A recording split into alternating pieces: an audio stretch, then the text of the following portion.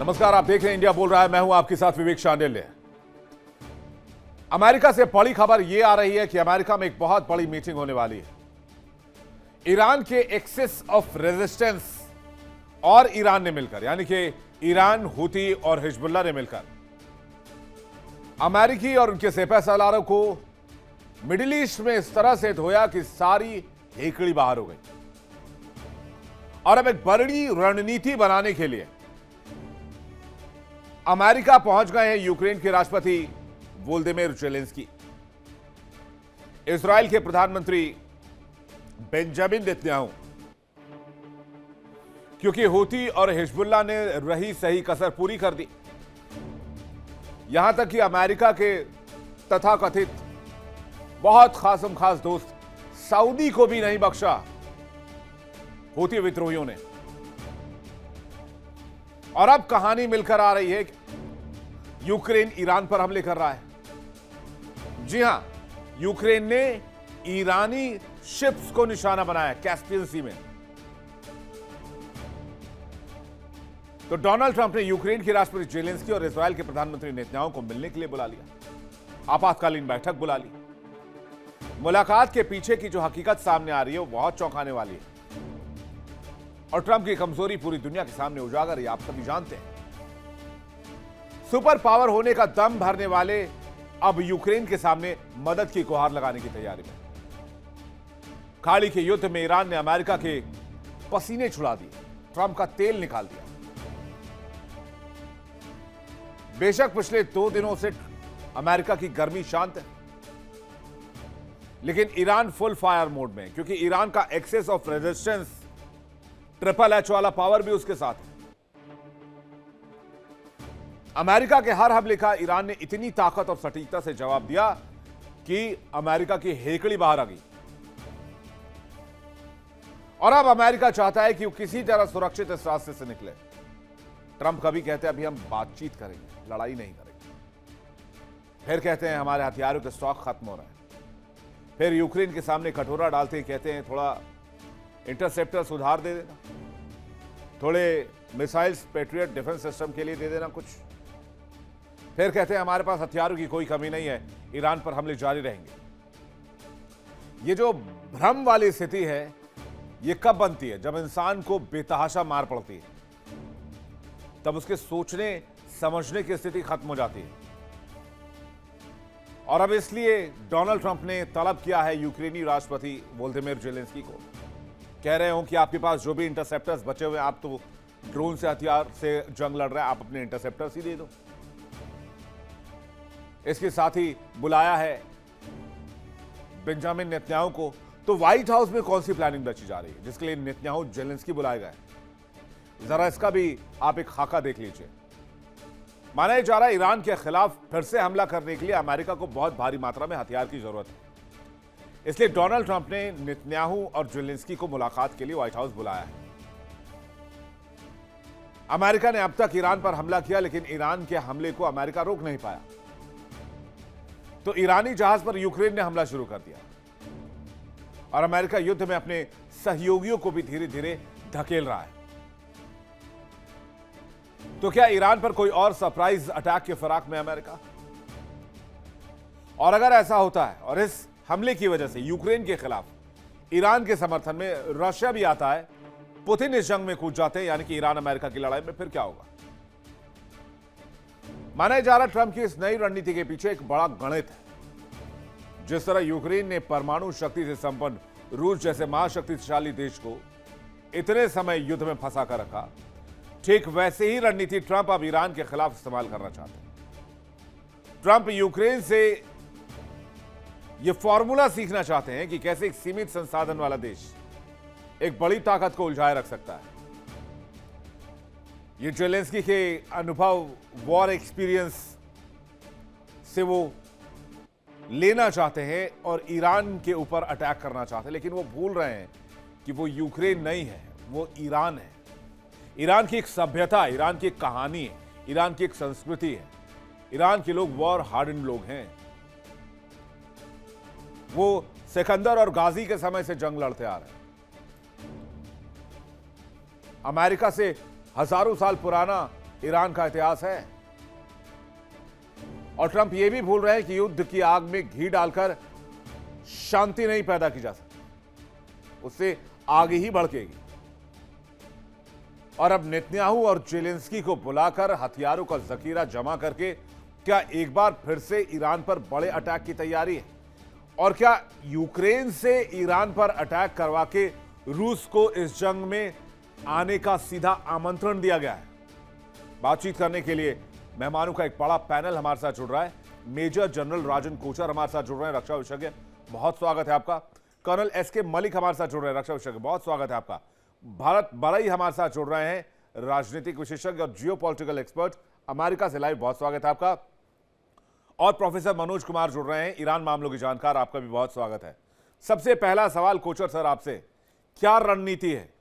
क्या वो हथियारों की कमी को पूरा करने के लिए बुला रहे हैं या फिर कलेक्टिव अटैक के लिए बुला रहे हैं कि ईरान पर एक बार में बड़ा प्रहार किया जाए, जैसे कि यूक्रेन ने ईरानी शिप्स पर हमले शुरू कर दिए कैस्पियन सी में? सर जयंत, विवेक, जयंत सर, देखिए, अमेरिका को किसी की जरूरत नहीं, और खासतौर पे यूक्रेन को तो बिल्कुल ही नहीं, बिकॉज यूक्रेन के अपने पास ही हथियार नहीं है। और वो इसलिए अमेरिका आ रहे हैं इस ट्रम्प के पास कि उनको पैट्रियट मिसाइल सिस्टम चाहिए, उनको इंटरसेप्टर चाहिए, उनको और उसको एम्यूनिशन चाहिए। आपने इसको देखा कि काइव के ऊपर कैसे हमले हो रहे हैं। अगर इसको पिछले एक महीने में हम देखें तो तकरीबन 5 या 6 मेजर स्ट्राइक्स हुए हैं काइव के ऊपर, और उसको नुकसान भी हुआ है। तो यूक्रेन इज वरिड। देखिए, उनको इंटरसेप्टर चाहिए, उनको एयर डिफेंस के सिस्टम चाहिए, जो उनको मिल नहीं रहे। वो बार बार एक चीज दोहरा रहे हैं। और अपने यूरोपियन कंट्रीज के साथ भी जब मिलते हैं, नेटो के साथ भी जब मीटिंग होती है उनकी, कि उनको ये हथियार चाहिए, क्योंकि अमेरिका इसको ईरान के साथ लड़ रहा है, तो अमेरिका का फोकस चेंज हो चुका है।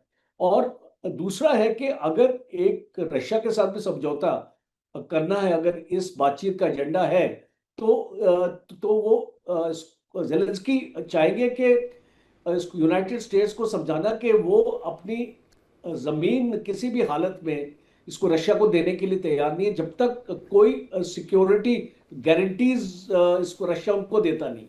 तीसरा, जो वेस्टर्न असिस्टेंस उनको चाहिए यूक्रेन की जमीन में मैन्युफैक्चर करने के लिए, अपना जो इक्विपमेंट है, मिलिट्री इक्विपमेंट, आप जानते हैं यूक्रेन का बहुत एक बेहतरीन डिफेंस इकोसिस्टम है जो काफी हद तक रशिया ने नष्ट किया है, उसको रिसस्टिकेट करने के लिए उनको अमेरिका की हेल्प चाहिए। तो बेसिकली ये इसको विजिट है, ये इसको यूक्रेन से मदद नहीं मांग रहे, यूक्रेन इनकी मदद मांगने के लिए जा रहा है। और ये जो इंडिकेशन जो मुझे मिल रही है, जो मैंने इसको पढ़ा भी है इसके बारे में, तो यही इंडिकेशन है कि Ukraine is seeking for assistance इस लड़ाई को लड़ने के लिए, और वो नेटो कंट्री से भी असिस्टेंस मांग रहा है। अगर आपने देखा होगा, उसने भी नेटो कंट्रीज को भी गुहार किया, खास तौर पे जर्मनी जो आपका इक्विपमेंट जो इनको अपना दे रहा है, तो उनको जर्मन सपोर्ट भी चाहिए, उनको इसको अमेरिकन सपोर्ट भी चाहिए। तो ये इस कॉन्टेक्स्ट में इस विजिट को मैं देखता हूं। मतलब आप ये देख रहे हैं कि दोनों लीडर्स का अपना अलग अलग एजेंडा है, दोनों लीडर्स अपने अपने एजेंडे के साथ पहुंच रहे हैं। बड़े साहब, यूएस में क्या खबर है इस मीटिंग को लेकर? बहुत बड़ी मीटिंग होने जा रही कल। देखो, यूएस में तो ये चलता है कि ट्रंप ने अपने मिलिट्री एडवाइजर्स, खास करके जनरल केन जो चीफ ऑफ स्टाफ है, और सेंटकॉम के जो हेड हैं दूसरे, उनके साथ मीटिंग किया। उन लोगों ने उनको सलाह दिया ट्रंप को कि जो मिलिट्री टारगेट के थे ईरान के, उसका काफ़ी बमबारी हो चुकी है, और अभी ऐसे टारगेट नहीं है कि जिस पर बमबारी करें। हाँ, अपने बॉम्ब तो डाल सकते हैं, लेकिन अगर आपने उसको नष्ट कर दिया है तो 2 बार नष्ट करे और 3 बार नष्ट करे, कोई फर्क नहीं पड़ता है। दूसरा, यहाँ ऐसे रिपोर्ट आता है कि ईरान के पास जो मिसाइल्स थी, उसके पास जो ड्रोन थे, अभी उसका स्टॉक काफ़ी ख़त्म हो चुका है। तो ईरान को भी अभी चाहिए कि कुछ संधि कर ले। जो नेवल ब्लॉकेड फिर वापस आ गया है, तो यहाँ ये आता है कि भाई ईरान में भी लंबी लाइन पेट्रोल की लगती है, क्योंकि ईरान की जो इंपोर्ट थी फूड की वो बंद हो गई है। अब आप यूक्रेन का देखो, एक लीकेज था, वो था कास्पियन समुद्र से। तो ईरान के नॉर्थ ऊपर कास्पियन समुद्र है, तो रशिया उसको पेट्रोल और फूड ग्रेन कास्पियन समुद्र से भेज रहा था, और ईरान अपने जो शहाद ड्रोन थे वो रशिया को दे रहा था, वो भी कास्पियन समुद्र से भेज रहा था। तो अब यूक्रेन ने ये किया कि रशिया की नेवी को उसने काफ़ी नुकसान पहुंचाया, जो ब्लैक सी में थी और कास्पियन समुद्र में थी। और अब उन्होंने बोला कि ये जो शिप था रशिया का, नहीं ईरान का, वो ईरान से वहाँ शस्त्र ले जाता था, शायद ड्रोन ले जाता था, वो तो मालूम नहीं है उसमें क्या था। रशिया ने उसका प्रोटेस्ट किया है। देखो अब रशिया की स्थिति क्या हो गई है। रशिया बड़ा ऑयल प्रोड्यूसर है, बड़ा नेचुरल गैस प्रोड्यूसर है। रशिया अपना ऑयल चाइना को और इंडिया को बेचता है, लेकिन यूक्रेन ने एक महीने में रशिया में उसकी रिफाइनरी पर काफ़ी तबाही बोल दी है। आपने भी भारत में पढ़ा होगा कि अब रिफाइंड पेट्रोलियम, हाँ रशिया से कच्चा तेल जरूर आता है, लेकिन रिफाइंड पेट्रोलियम अब भारत रशिया को निकास कर रहा है, क्योंकि रशिया के पास जो रिफाइनरी थी वो यूक्रेन वालों ने कहीं तबाह भी करती है। तो ये कास्पियन समुद्र से जो व्यवहार था, हाँ अमेरिका ने ब्लॉकेट तो लगा दिया था, वो स्ट्रेट ऑफ हॉर्मुज में, पर्शियन गल्फ में, अरब इन समुद्र थे, लेकिन कास्पियन समुद्र और ब्लैक सी जो ईरान के ऊपर है उसमें से व्यवहार चल रहा था, दो लिमिटेड था। तो अब यूक्रेन उसके पर अटैक कर रहा है, क्योंकि देखो अपने दुश्मन के सर, ये अल्टीमेटली सर ये तो फिर भारी साहब ये तो वर्ल्ड वॉर की शुरुआत हो जाएगी अगर एक दूसरे के शिप्स को निशाना बनाएंगे।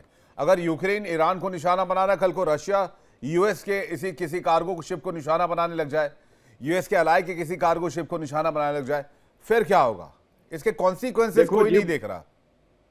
दो बड़े शस्त्र हैं, रशिया और अमेरिका अपनी अपने लड़ाई नहीं लड़ते। उन्होंने कभी एक दूसरे के शिप को या एयरक्राफ्ट को नुकसान नहीं किया। अच्छा, वो अपने जो छोटे भाई होते हैं उससे लड़ाई करवाते हैं या प्रॉक्सी से करवाते हैं।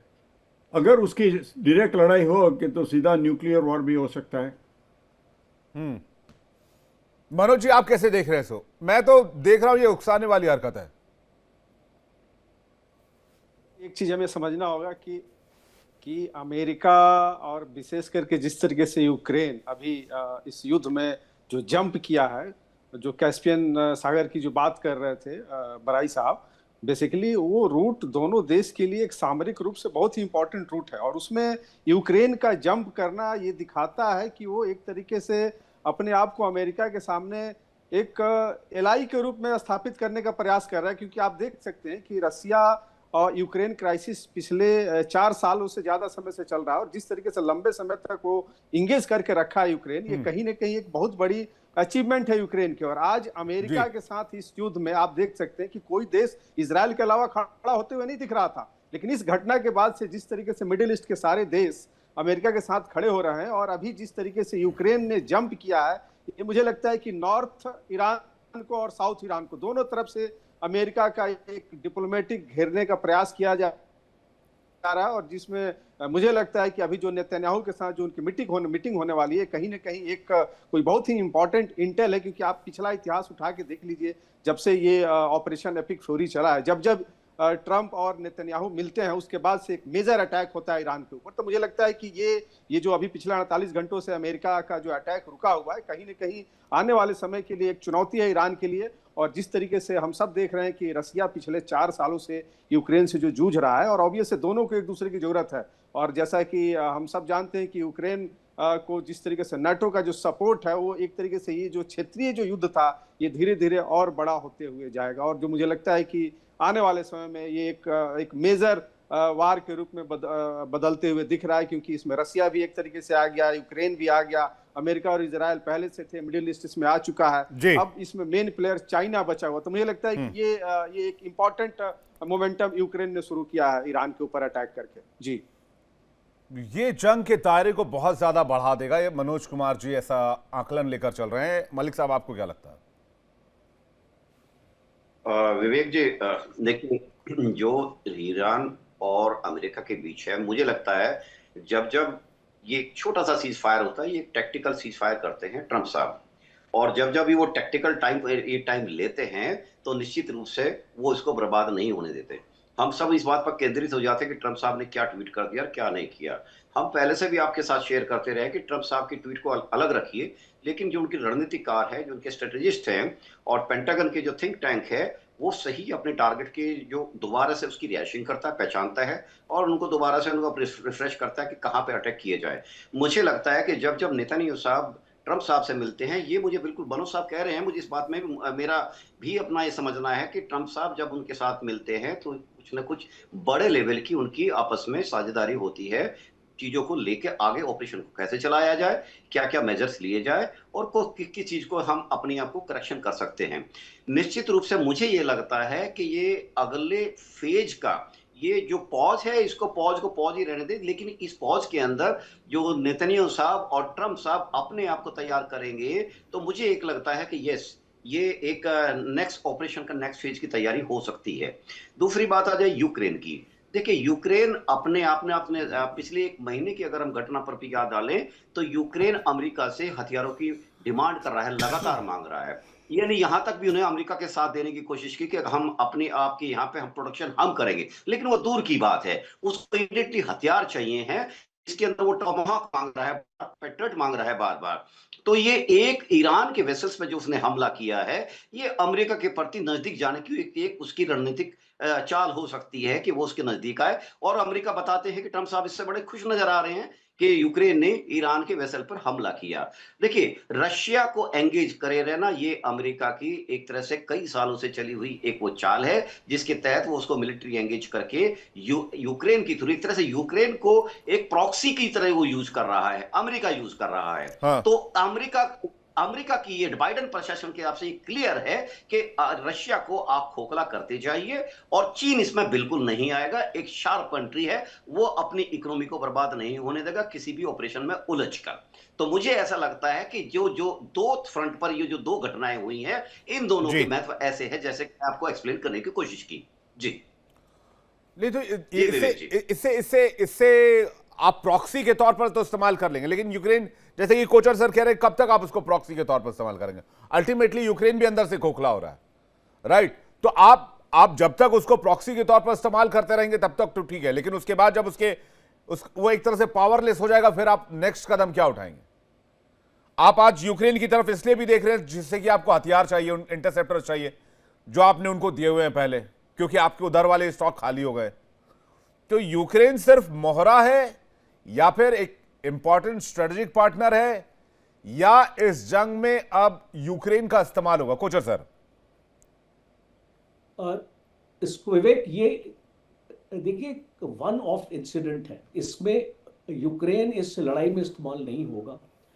और अगर मैं इसको यूक्रेन हूं, और अगर मैं इसको देखता हूं कि एक शिप आ रहा है, इसको रशिया को इसको मिलिट्री सामान देने के लिए कैस्पियन सी के थ्रू, तो मैं उसको एक थ्रेट मानता हूं, और मैं उस थ्रेट को दूर करने की कोशिश करूंगा। For example I give you, Poland और इसको रोमानिया से पूरा लॉजिस्टिक सपोर्ट जो आपका नेटो का है और अमेरिका का है, वो ट्रेन के थ्रू और रोड के थ्रू इसको यूक्रेन में आता था। और इसको रशिया ने इनको टारगेट किया, बिकॉज आपने इसको देखा होगा कि पोलैंड पे भी कुछ ड्रोन साइट हुए थे, और आपने ये भी देखा होगा कि फिलहाल इसको रोमानिया में एक ड्रोन साइट हुआ था जिसको F-16 फाइटर प्लेन ने डाउन किया था। तो ये एक वॉर के टाइम पे आप इसको किसी भी देश को नहीं छोड़ेंगे, चाहे वो ईरान हो चाहे कोई हो, अगर वो आपके दुश्मन की ताकत को उसको बढ़ाने की कोशिश करेगा। तो मैं इसको उस कॉन्टेक्स्ट में देखता हूं। मैं यहां नहीं देख रहा हूं कि ये जो ईरान इसको घुस रहा है यूक्रेन के युद्ध में, या मतलब आप ये कह रहे हैं कि सप्लाई लाइन पर हमला है। ईरानी ड्रोन्स रशिया ना पहुंचे, इसलिए कैस्पियन सागर में जो है वो उसको निशाना बना रहे हैं। हाँ हाँ बिल्कुल, अगर मेरी मिलिट्री कमांडर हूं तो मैं ये टॉलरेट नहीं करूंगा, और कहीं से भी अगर इसको मदद आएगी मैं उसके ऊपर वार करूंगा। और दूसरा, जब हम इसको बात करते हैं, अभी इसको बात हो रही थी नेतन्याहू विजिट की, I got a different perspective. जो ये इसको लड़ाई है, अभी अभी एक पीस की तरफ बढ़ रही है, लड़ाई की तरफ नहीं बढ़ रही।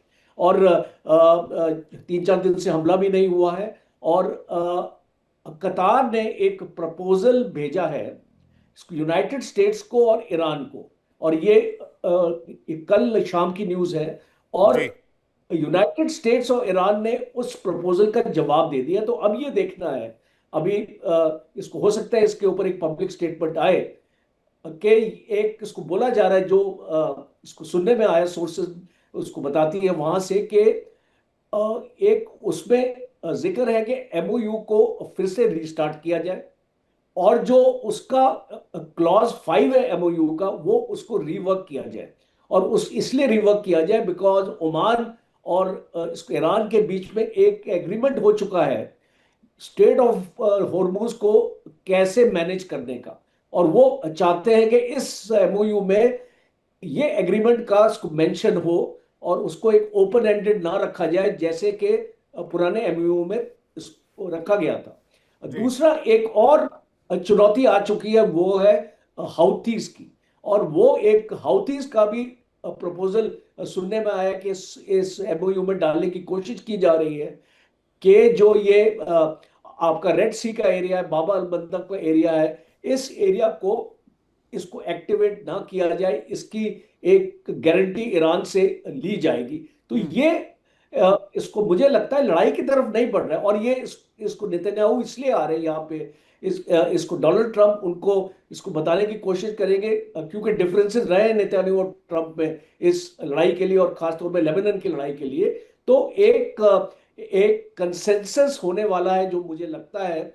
एक तो लेबनान की लड़ाई को शायद रोका नहीं जाएगा, नेतन्याहू इस पे बार्गेन अपना करेंगे। और दूसरा, इसको नेतन्याहू से इसको बातचीत ये भी होगी कि इस लड़ाई को कैसे जल्दी से जल्दी इसको खत्म किया जाए, बिकॉज मोसाड की जो इंटेलिजेंस है, जी। मोसाड ने अभी एक इंटेलिजेंस रिपोर्ट दी है, इसको ट्रंप को भी वो उसको रिपोर्ट मिली है कि उसमें खास तौर पे इसको यूरेनियम के लोकेशन की जानकारी दी गई है। तो एक जो पॉइंट ऑफ व्यू ये भी आ रहा है कि इस समझौते से पहले एक बड़ा अटैक हम देख सकते हैं अमेरिका का, वो इस यूरेनियम के एनरिचमेंट के ऊपर करने की कोशिश करेंगे, because Trump has to sign off on a victory note. और वो जानते हैं कि अगर ये दोबारा से इसको एमओयू में घुसेंगे और दोबारा से अगर एक समझौते की तरफ जाएंगे, तो जो उनका मॉरल ग्राउंड वो एक्चुअली हाई होना चाहिए, बड़ा होना चाहिए। इसीलिए इसको मैं विजुलाइज करता हूं कि एक मेजर अटैक ट्रंप की तरफ से आएगा, और वो इसको नेतन्याहू से डिस्कस करेंगे कि किस तरीके से ये अटैक किया जाए। अभी जो इनको लोकेशन मिल गई माउंटेन में है, अभी उसका नाम मैं भूल रहा हूँ, पीकॉक ऐसा कुछ नाम है, वो उस माउंटेन के नीचे रखा गया है। तो अगर ये एक जॉइंट स्ट्रेटजी इसको बनती नजर आ रही है मुझे, और ये एक मेजर अटैक मैं देखता हूं। जी बराई साहब, क्या अभी देख रहे हैं कोई डील होता हुआ ईरान और अमेरिका के बीच?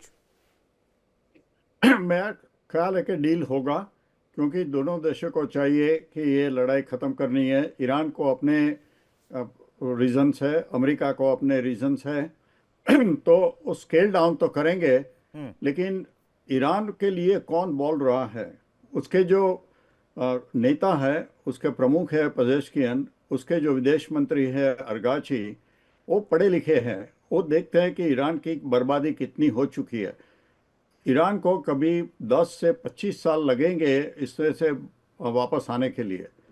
अमेरिका में ये छोटा प्रश्न है, लेकिन लोग भी चाहते हैं कि चलो ये लड़ाई झंझट ख़त्म करो। लेकिन जो सब मिड टर्म इलेक्शन की बात करते हैं, मेरा ख्याल है कि ये ईरान की लड़ाई 10% भी नहीं है।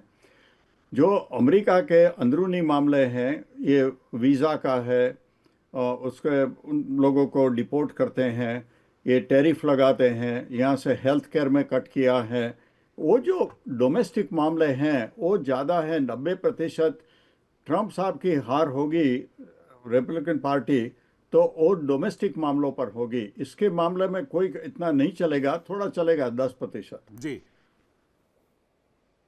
तो आप ये एंटिसिपेट कर रहे हैं कि डील हो सकती है। मनोज जी, आपको भी लगता है? और इस मीटिंग के बाद क्या चीजें बदल सकती हैं? जो मीटिंग होने जा रही है, बहुत इंपॉर्टेंट मीटिंग है वाशिंगटन में कल।